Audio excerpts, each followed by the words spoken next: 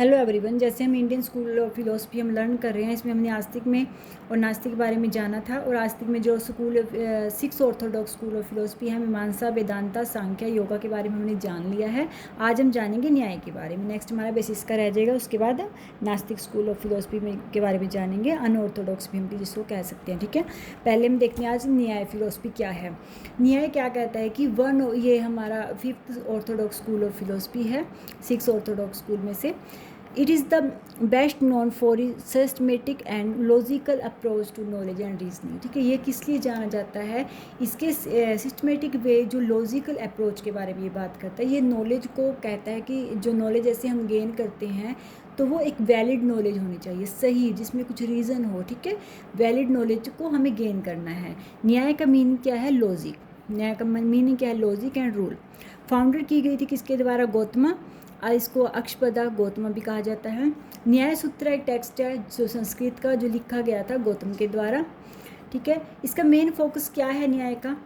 How to acquire valid knowledge and how to remove ignorance and attain liberation. ठीक है, कि किस तरीके से हमें वैलिड नॉलेज को गेन करना है और मोक्ष को प्राप्त करना है। किस तरीके से कि जो हम गलत बातों को रिमूव कर किस तरीके सही तरीके से हमें, मतलब एक वैलिड नॉलेज को साथ में लेकर मोक्ष प्राप्ति तक हमें पहुंचना है। ठीक है, वैलिड नॉलेज के साथ अटेन।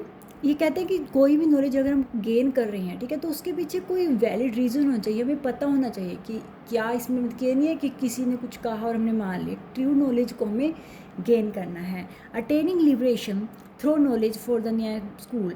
वैलिड कोग्निशन, कि क्या कहते हैं कि लिबरेशन प्राप्त करना है हमें, लेकिन थ्रो कैसी नॉलेज के साथ? वैलिड कोग्निशन के साथ, अच्छे संज्ञान, अच्छे ज्ञान के साथ, वैलिड के साथ। Are the mean through which one gain knowledge without illusion और डाउट, जिसमें कोई भी डाउट ना हो, कोई इल्यूशन ना हो। ठीक है, ऐसी नॉलेज प्राप्त करनी कि जिसमें हमें कोई संदेह ना हो। And by which one can read of misconception and suffering. ठीक है, ये क्या कहते हैं कि जो कि गलत धारणाएं और दुखों को भी दूर करता है, छुटकारा मिलता है। क्योंकि अगर हमारे पास कोई कहते हैं ना कि हाफ नॉलेज किस चीज़ का, एक गलत हाफ नॉलेज तो बहुत ज़्यादा खतरनाक मानी जाती है। क्यों? क्योंकि हम आधी नॉलेज लेते हैं। जब हम उसके बारे में कोई ट्रू नॉलेज या कंप्लीट नॉलेज हमारे पास होगी, तब हमारे दुखों का भी छुटकारा होगा। ठीक है, suffering is caused by wrong knowledge, मिथ्या जनना, जिसको नाम देते हैं मिथ्या जनना। ये मानते हैं कि कोई भी अगर हम सफ़र कर रहे हैं लाइफ में, तो वो हमारा किस लिए? क्योंकि हमारे पास रॉन्ग नॉलेज है उसके बारे में, हमारे पास सही नॉलेज नहीं है उसकी। ठीक है, ये इस बात पे बात करते हैं। ठीक है, इट आइडेंटिफाई 4 प्रमाणस। ये प्रमाणस के जाने, इसमें 4 प्रमाण के से जान जाता है कि जिससे कहते हैं कि जो सोर्स है इसके वैलिड नॉलेज को गेन करने के, ये कि किन किन तरीक़ों से मानते हैं कि हम नॉलेज गेन करते हैं, नॉलेज प्राप्त करते हैं। तो ये उसको नाम दिया उन्होंने 4 प्रमाणा के। ठीक है, 4 प्रमाणस। कौन कौन सोर्स ऑफ नॉलेज है? प्रमाणा का मतलब होता है वैलिड नॉलेज। किस कौन कौन से स्रोत हैं, कौन कौन से सोर्स है हमारे पास वैलिड नॉलेज को गेन करने के लिए? प्रमाणा का मीनिंग है वैलिड नॉलेज। अब देखते हैं कि 4 प्रमाणस में किसको लेते हैं। ठीक है, 4 प्रमाण कौन कौन से हैं? फर्स्ट है इनका परसेप्शन, यानी कि जिसको ये बोलते हैं प्रत्यक्ष, परसेप्शन या प्रत्यक्ष। तो direct sensory experience of the world, ये परसेप्शन में आता है कि जो नॉलेज हम डायरेक्ट एक्सपीरियंस से लेते हैं, कि जो हमें अपने सेंस से, जो भी हम टच कर रहे हैं, स्मेल कर रहे हैं, ठीक है, कुछ भी हम देख रहे हैं, जो भी अपने इंसाइट है, जो कुछ भी है, तो जो सेंस से हम कुछ भी एक्सपीरियंस कर रहे हैं संसार में, अपने वर्ल्ड में, तो वो परसेप्शन है। एग्जाम्पल जैसे हम देख रहे हैं कि सीइंग ए ट्री, हम ट्री को देखते हैं, फील करते हैं, वार्म टू द सन की गर्मी को हम महसूस करते हैं। हियरिंग ए साउंड, कोई भी साउंड हम सुन रहे हैं, ठीक है, जो हम अपने सेंस से हम नॉलेज को गेन कर रहे हैं 5 सेंस के द्वारा, sight, hearing, touch, taste and smell. Types of प्रत्यक्ष। प्रत्यक्ष में इन्होंने 2 टाइप्स बताए, एक बताया लौकिक प्रत्यक्ष और दूसरा बताया अलौकिक प्रत्यक्ष। लौकिक में क्या आएगा? ऑर्डिनरी परसेप्शन, यानी कि लाइक फिजिकल ऑब्जेक्ट, जो भी हम अपने आसपास फिजिकल, हम ट्री देख रहे हैं, हम वाटर देख रहे हैं, हम, ठीक है, जो भी हम देख रहे हैं, सन देख रहे हैं, ठीक है, जो हम परसेप्शन, जो भी हम ऑर्डिनरी नॉर्मली देखते हैं, जो ऑब्जेक्ट के रूप में हमारे सामने है। और अलौकिक प्रत्यक्ष क्या हो गया? Extra ordinary perception which involve subtle और अनयूजबल एक्सपीरियंस सेंसरी, जो कि इन सबसे परे होता है, कि जो हमें दिखता नहीं लेकिन हम उसके महसूस करते हैं। ठीक है, कई चीज़ें जैसे हमें वो दिखती नहीं, लेकिन हम क्या करते हैं? अब हवा है, हवा हमें दिखती थोड़ी है लेकिन हम उसे महसूस करते हैं कि वो है, ठीक है। तो इस तरीके से वो अलौकिक व प्रत्यक्ष मेडिटेशन में करते हैं, हम जो भी करते हैं वो सब आता है अलौकिक में, ठीक है, जहाँ पर हम कोई चीज़ देखते नहीं लेकिन हम उस चीज़ को महसूस कर लेते हैं। भगवान है, कहते हैं लोग भगवान दिखता नहीं लेकिन हम उस पावर को कहीं लोग महसूस करते हैं, ठीक है, करते हैं। जो उनको लगता है कि हाँ उनके साथ गॉड है, क्या है, महसूस करने की, ठीक है, अलौकिक प्रत्यक्ष। इन्फेरेंस अनुमान, सेकंड है इसमें 4 प्रमाणस की बात कर रहे हैं हम। पहला है परसेप्शन, क्लियर। सेकंड है इन्फेरेंस, जिसको बोलते हैं हम अनुमान, ठीक है, अनुमान है बोल सकते हैं इन्फेरेंस। इनडायरेक्ट नॉलेज, ये है इनडायरेक्टली नॉलेज। एग्जाम्पल जैसे स्मोक फायर, जहाँ पर हमें डायरेक्ट नहीं पता होता किस चीज़ के बारे में लेकिन हम एक अनुमान लगा लेते हैं कि शायद ये हो रहा है। जैसे इन्हें स्मोक फायर का लिया, कहीं पर धुआं उठ रहा है तो हम ईज़िली मान लेंगे कि वहाँ पर आग लगी हो, चाहे वो आग से ना भी, लेकिन एक क्योंकि हम बचपन से सुनते आ रहे हैं कि हाँ आग से, देखते भी आ रहे हैं, सुनते भी आ रहे हैं कि जहाँ आग होगी वहाँ धुआं तो ओबियसली होगा, तो हमारी यही थिंकिंग रहती है कि कहीं अगर धुआं हो रहा है तो हम सोचेंगे कहीं किसी ने आग लगा रखी है, ठीक है, चाहे हम उसको जाकर पास से देखें ना, सिर्फ हमारा एक थिंकिंग होती है, अनुमान होता है कि यस वहाँ पर आग लगी हुई है इसलिए धुआं उठ रहा है। तो based on observation and logic, ये किस चीज़ पे वेस्ड ऑन ऑब्जर्वेशन, क्योंकि हमने क्यों ऑब्जर्वेशन पे क्यों है, क्योंकि हम बचपन से देख रहे हैं। अगर हम बचपन से यही देख रहे हैं, हमने देखा है, नॉर्मली हम देखते हैं घर में अगर आग लगी है कहीं पे हम आग जलाते हैं तो धुआं तो उठता है, तो ये चीज़ें हमने देखी हैं, कोई ये नॉलेज हमारी गलत नहीं है, ठीक है। तो इस तरीके से हम उसको कह देते हैं कि हाँ आग, धुआं है तो आग भी होगी। टाइप्स ऑफ अनुमान, इन्फेरेंस के अनुमान के 3 टाइप्स में समझा है जैसे, ठीक है।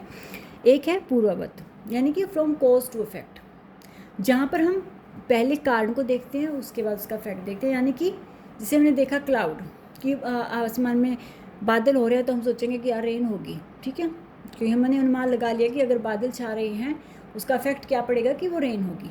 सेकंड होने का शाश्वत, जहाँ पर हम पहले इफेक्ट देखते हैं उसके बाद अनुमान लगाते हैं कारण क्या होगा इसका। हमने जैसे कहीं पर फ्लड, पानी देख लिया काफ़ी भरा हुआ, तो हम क्या आइडिया लगा लेंगे कि यहाँ पे हैवी रेन हो सकता है वहाँ पर कोई नदी वगैरह से पानी ज़्यादा आया हो या किसी और रीज़न से आया हो, ठीक है। तो लेकिन हमारा आइडिया क्या रहेगा, हम तो यही कहेंगे कि फ्लड अगर कहीं पे भर रहा है तो यार यहाँ पे रेन तेज है, हैवी रेन हुई होगी तो इसलिए यहाँ पे फ्लड आ गया, ठीक है।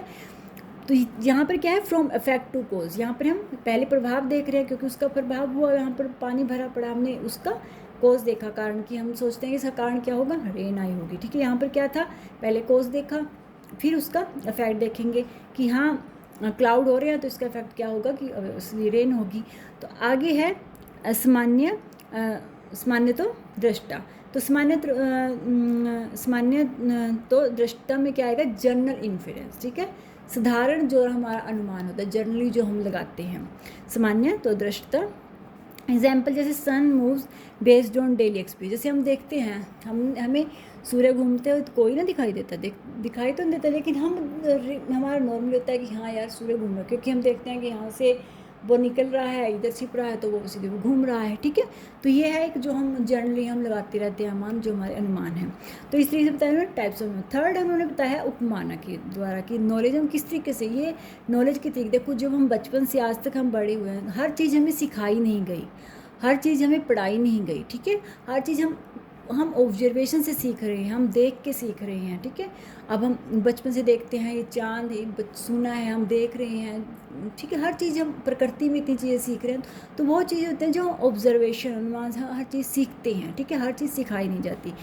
आगे उन्होंने बताया उपमाना, ये कहते हैं कि वैलिड नॉलेज हम किन किन तरीक़ों से लेते हैं।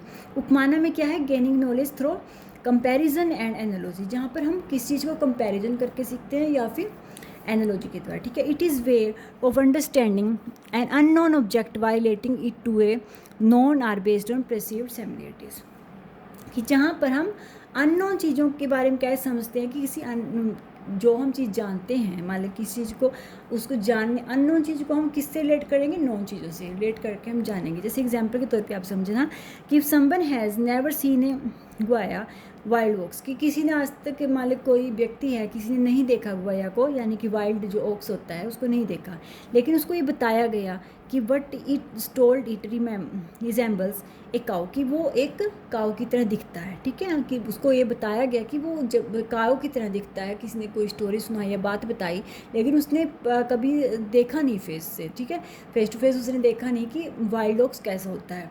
दे can identify a wire in the forest why recognise its similarity to a cow. लेकिन अगर अचानक से उसके आगे कुछ ऐसा आ जाए जो लगता तो काऊ जैसा है लेकिन वो काऊ तो नहीं है, तब उसके माइंड में बात आएगी हाँ किसी ने मुझे बताया था कि हाँ ये काऊ की तरह दिखता है, तो ओबियसली ये वाइल्ड डॉग्स होगा, ठीक है। इस तरीके से हम उपमाना होता है कि जहाँ पर हम अपनी नॉलेज से दूसरी जो अननोन को जोड़ के हम उसको सीखते हैं। तो फोर्थ था इसमें शब्द। शब्द में क्या बात आएगी, शब्द जैसे शब्द से पता लग रहा है वर्बल टेस्टिमोनी, जहाँ पर हम किसी की कही बातों पे विश्वास करते हैं। लेकिन जैसे हम हर कोई मानता है गीता के सार को, मानते हैं ना, क्यों? क्योंकि हम मानते हैं कि उसमें किसी ऐसे व्यक्ति ने यानी कि भगवान कृष्ण ने उपदेश दिया था जिसको हम सच मानते हैं ना उसको। क्यों? क्योंकि हम उनकी बातों में बिलीव करते हैं कि एक ऐसा पर्सन, किसी ऐसे पर्सन द्वारा कही गई बातें जिसे हम मानते हैं, वो होता है शब्द। Verbal testimony considered the fourth and final valid source of knowledge. प्रमाण का फाइनल ये 4 तरीकों से बताया ना प्रमाण में कि किस तरीके से हम नॉलेज लेते हैं। शब्द अपता वाक्य, इसमें अपता वाक्य का मीनिंग कहा गया है statement of A trustworthy person, यानी कि अपता हो गया एक ट्रस्टवर्थी पर्सन, एक ऐसा व्यक्ति जिस पर हम विश्वास कर सकते हैं उसके कहे हुए वाक्य पे। जैसे मैंने अभी एग्जांपल दिया कि भगवान कृष्ण ने गीता को उपदेश दिया था तो हम उसको मानते हैं, या कोई हिस्टोरिकल ऐसी चीज़ें होती हैं हिस्ट्री में जो हम मानते हैं। अब हम मानते हैं कि हमारे देश में जैसे गांधी जी के द्वारा जो वर्ड कहे गए या भगत सिंह, कुछ भी है, बहुत सारी हिस्टोरिकल चीज़ें होती हैं जिनको हम मानते हैं क्योंकि हमें पता है कोई ऐसे पर्सन ने कहा है, ऐसे व्यक्ति ने वो बातें कही है जिसको हम कभी झुठला नहीं सकते। यस, ये बातें हुई हैं, ऐसे हुई है, ठीक है। Example, learning about historical events from history book, जैसे हमें अपनी हिस्ट्री बुक से पढ़ते हैं, और scientific concept from A text book. जैसे हम हिस्ट्री के बारे में आज हम जब हम आज़ाद गुलाम थे, हम आज़ाद हुए, उससे पहले जो यहाँ पे लोगों ने साम्राज्य किया राजाओं ने, तो वो हम मानते हैं ना, क्योंकि वो हमारी हिस्ट्री बुक्स में लिखा गया है कि हाँ इस तरीके से ये हैपन हुआ है, ठीक है। तो ये होती है शब्द। तो और इसके अलावा ये तो हो गया जो उन्होंने प्रमाण में माना था कि किस तरीके से हम नॉलेज को गेन करते हैं, वैलिड नॉलेज को। आगे है कि ये भगवान के बारे में क्या मानते हैं, ये मानते हैं कि it hold that God not only creator but also sustain and destroy the universe. ये मानते हैं कि एक हिसाब से अगर हम सिंपली कहें तो गॉड को कंप्लीटली मानते हैं कि गॉड के बिना यहाँ पर कुछ नहीं हो सकता। ये मानते हैं कि अगर भगवान क्रिएट कर रहा है तो वही डिस्ट्रॉय भी कर सकता है, ठीक है। डिस्ट्रॉय भी वही करता है और क्रिएटर भी वही है और डिस्ट्रॉय भी वही है, ठीक है। और इसके अलावा ये मानते हैं कि 6 कैटेगरी होती हैं वैलिड नॉलेज को गेन करने के लिए, ठीक है। उनका मैंने एक बार, वैसे कई बार पूछ लिया जाता है, कोई ज़रूरी भी नहीं है, लेकिन चलो मैंने आगे आया तो मैंने बता दिया। 6 कैटेगरी को ये मानते हैं कि नॉलेज को किस तरीके से गेन करना है, उनके नाम इन्होंने बताए हैं।